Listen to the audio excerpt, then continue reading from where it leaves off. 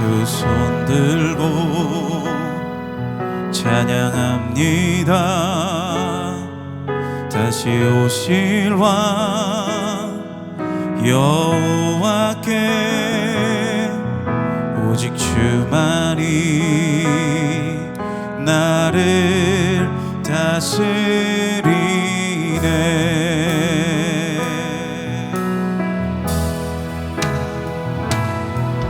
두 손 들고 찬양합니다. 다시 오실 왕 여호와께 오직 주만이 나를 다스리네.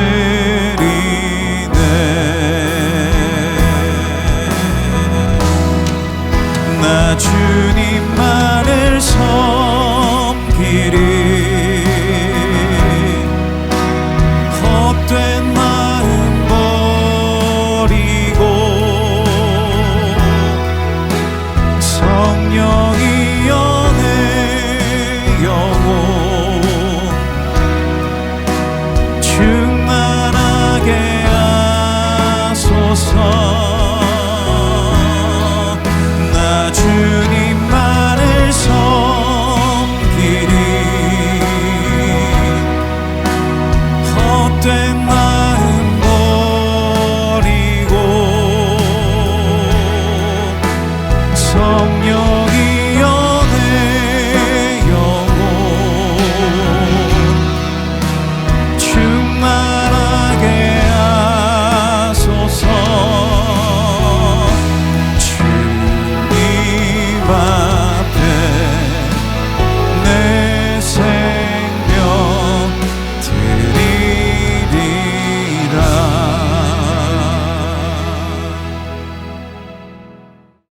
제 147편.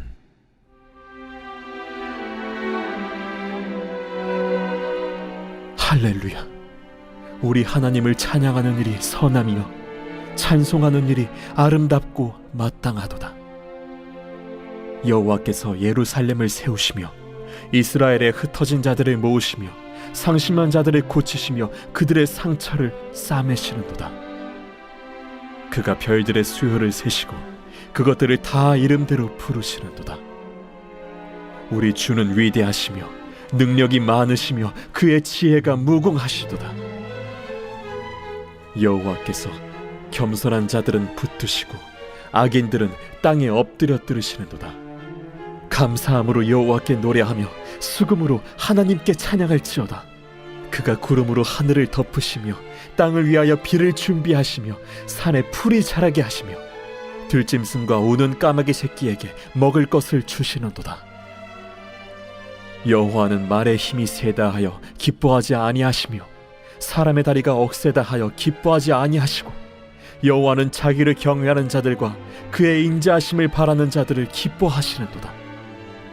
예루살렘아, 여호와를 찬송할지어다. 시온아, 내 하나님을 찬양할지어다. 그가 내 문빗장을 견고히 하시고 내 가운데에 있는 너의 자녀들에게 복을 주셨으며 내 경내를 평안하게 하시고 아름다운 밀로 너를 배불리시며 그의 명령을 땅에 보내시니 그의 말씀이 속히 달리는도다. 눈을 양털같이 내리시며 서리를 재같이 흩으시며 우박을 떡 부스러기같이 뿌리시나니 누가 능히 그의 추위를 감당하리요. 그의 말씀을 보내사 그것들을 녹이시고 바람을 불게 하신즉 물이 흐르는도다. 그가 그의 말씀을 야곱에게 보이시며 그의 율례와 규례를 이스라엘에게 보이시는도다. 그는 어느 민족에게도 이와 같이 행하지 아니하셨나니 그들은 그의 법도를 알지 못하였도다. 할렐루야.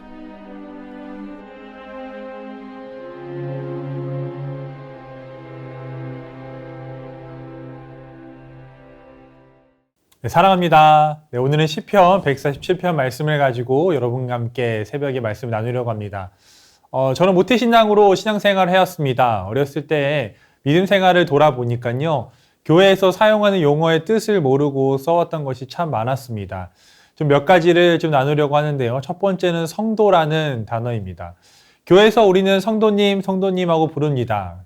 교단마다 직분들이 또 있죠. 집사, 안수집사, 서리집사, 권사, 장로, 교역자. 이 모든 직분의 시작은 바로 성도입니다. 그리고 집사가 되었다고 성도라는 것이 사라지는 것이 아니라요. 집사가 되어도 장로가 되어도 그리고 목사가 되어도 우리 모두는 성도입니다. 성도라는 뜻은 예수님을 구주로 믿는 사람들을 뜻합니다. 한자로 풀어보면 또 거룩할 성에 따를 도, 거룩하신 하나님께 속한 무리, 또한 하나님을 따르는 사람들이라고도 표현할 수 있습니다. 그렇게 우리 모두는 집사의 삶이 아니라 장로의 삶이 아니라 또 교역자의 삶이 아니라 성도의 삶을 살아야 합니다. 그러기에 우리가 성도님이라고 부를 때 또한 성도님이라고 불릴 때 나는 하나님을 믿는 또 하나님을 따르는 사람이라는 것을 생각해야 합니다. 두 번째는 크리스마스입니다. 정확하게 이제 일주일 뒤면 크리스마스인데요. 또 여러분은 크리스마스의 뜻을 어떻게 알고 계실까요? 크리스마스는 문자적으로 좀 해석을 먼저 해볼 텐데 Christ, 그리스도와 마스, 모임 또는 예배의 두 단어의 합성어입니다. 그래서 크리스마스는 예수님의 오심을 기념하며 모여 예배 드리는 날입니다. 그렇게 우리가 모여서 또 성탄 예배를 드리죠. 그렇다면 또 성탄의 뜻은 무엇일까요? 거룩할 성에 탄생할 탄, 거룩하신 예수님의 탄생을 기념하는 날, 기념하는 예배입니다. 또 세 번째는 오늘 말씀의 제목인 할렐루야입니다. 지금은 많이 안 쓰는 것 같은데 제 기억으로는 예전에 설교할 때 목사님들이 인사말처럼 할렐루야 하면서 시작하였습니다. 그럼 성도님들이 아멘으로 화답을 했죠. 그리고 설교 중에 중간중간 할렐루야, 할렐루야 하시면 약속한 듯이 반사적으로 성도님들은 아멘, 아멘으로 화답을 합니다. 사실 저는 할렐루야의 뜻을 알기 전에 주변에서 아멘을 하니까 저도 그냥 따라서 아멘을 했던 것 같아요. 할렐루야의 뜻을 풀어보면 또 문자적으로 좀 먼저 풀어봐야 되는데 할렐루, 찬양하라 라는 뜻이랑 야, 여호와의 줄임말이라고 합니다. 그래서 여호와 하나님을 찬양합니다 라고 할렐루야를 해석할 수 있습니다. 하나님께 영광 돌리는 고백입니다. 오늘 시편 147편 말씀을 통해 할렐루야에 대해서 함께 말씀을 좀 더 깊이 나누어 보려고 합니다. 말씀 안으로 보려고 하는데요. 여러분에게 질문 하나를 하고 싶습니다.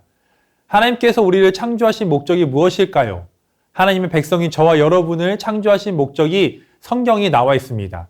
하나님께서 기억하기 쉽게 기록해 놓으셨는데요. 이사야 4, 3, 2, 1로 기억하시면 돼요.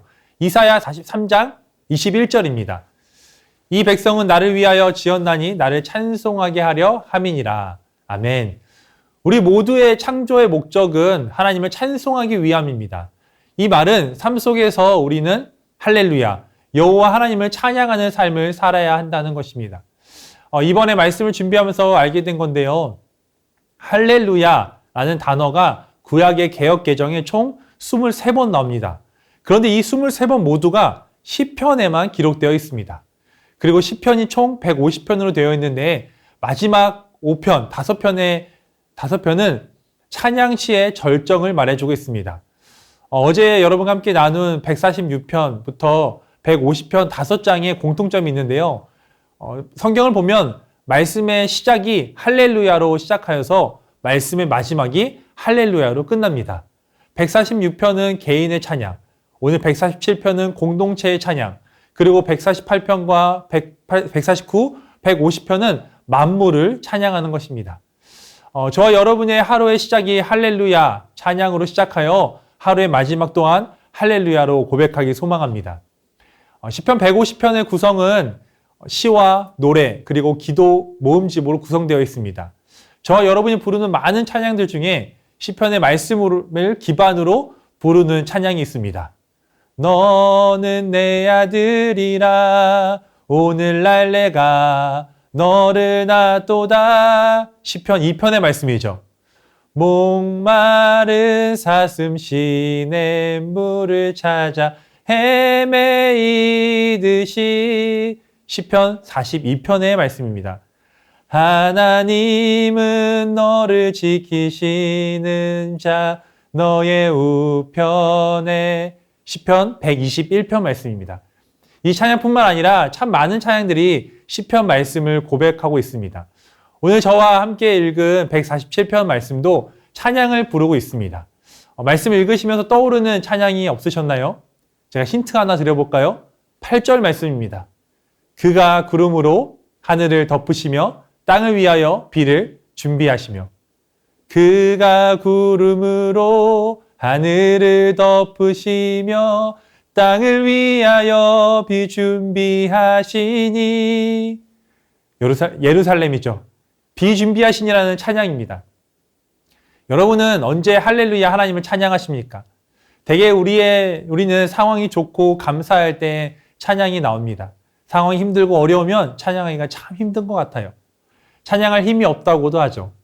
오늘 147편은 어떤 상황이었을까요? 이스라엘 백성이 포로 생활을 마치고 귀환을 합니다.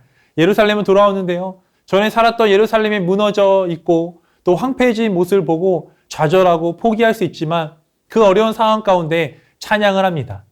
눈에 보이는 상황은 좋지 않은데 1절부터 찬양을 하는 일이 기쁨이라고 고백합니다. 그리고 찬양을 하면서 능력이 많으신 여호와 하나님께서 무너진 예루살렘을 세우실 것이라고, 흩어진 백성들을 모으실 것이라고, 그리고 포로 생활을 하면서 상심한 자들을 고치시며 그들의 상처를 싸매실 거라고 찬양합니다. 위대하신 능력이 많으신 하나님을 찬양하는 것입니다. 메마른 땅에 구름으로 하늘을 덮으시고 그 땅에 비를 준비하셔서 다시 생명을 살리실 거라고 고백합니다. 여러분의 상황은 어떠십니까? 상황이 좋을 때만 찬양하고 상황이 어려우면 찬양을 못하는 것이 아니라, 우리의 상황에 따라 찬양의 여부가 결정되는 것이 아니라 할렐루야 여호와 하나님을 찬양하며 나아갈 때 나의 모든 상황을 주님께 맡기시는 여러분이 되길 소망합니다. 그렇게 찬양할 때 눈에 보이는 것은 무너졌지만 눈에 보이지 않는 것들은 세우실 것입니다. 눈에 보이는 상처는 치료받지 못했지만 눈에 보이지 않는 깊은 상처가 치유될 것입니다. 세상의 능력으로 할 수 없는 것들을 능력이 많으신 여호와께서 이루어 주실 것입니다.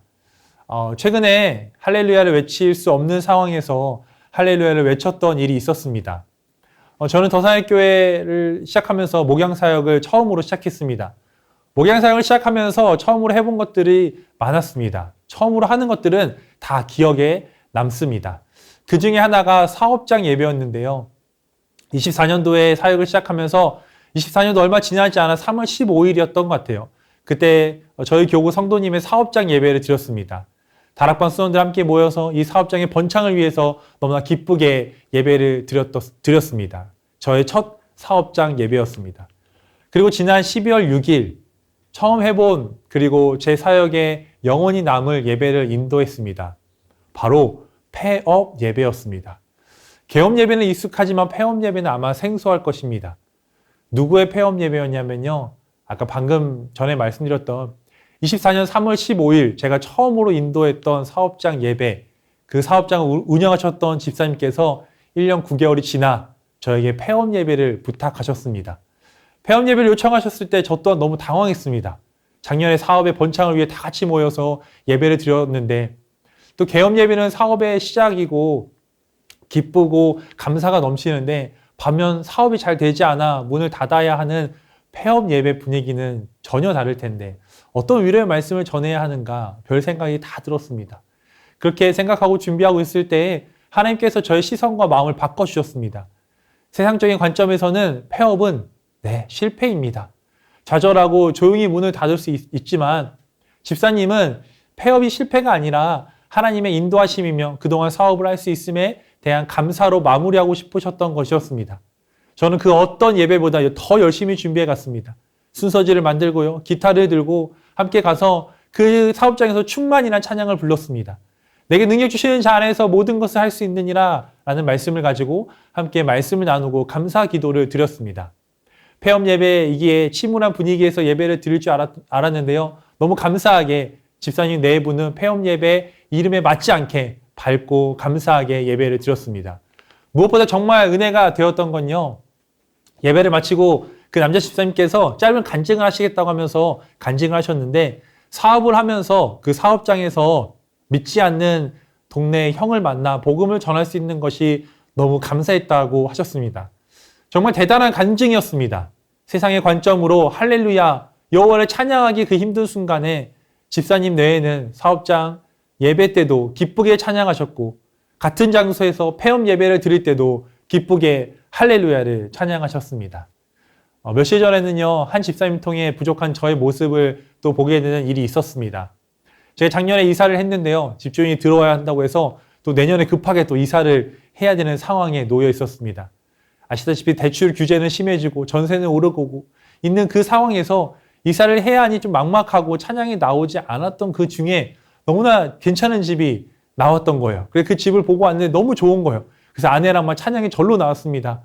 그렇게 이제 며칠을 고민하다가 이제 여러 가지 준비를 하고 그 집을 딱 가계약을 하려고 하는 그날 갑자기 다른 사람이 저희가 하기도 전에 바로 그 직전에 먼저 가계약을 해버린 거죠. 참 저도 부족한 사람인 것 같습니다. 하나님께서 좋은 집을 주시겠구나 할 때 막 찬양하고 너무 기뻤는데 제 눈앞에서 계약을 놓치니 시무룩해져 있었습니다. 그때 계약을 도와주셨던 집사님께서 또 아쉬워하시면서 저에게 이렇게 말씀하셨습니다. 우리 함께 기도해봐요.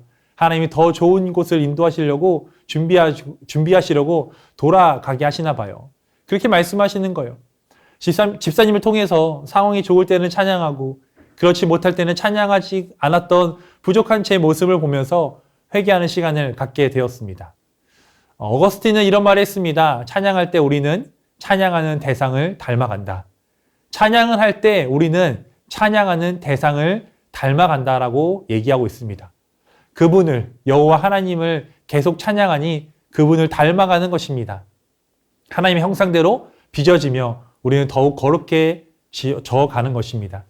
주일에만 찬양한 것이 아니라 삶 속에서 할렐루야 여호와 하나님을 찬양하는 여러분이 되길 소망합니다. 저처럼 상황이 좋을 때만 찬양하지 마시고 찬양을 통해 상황이 좋아지게 만드는 저와 여러분이 되길 소망합니다.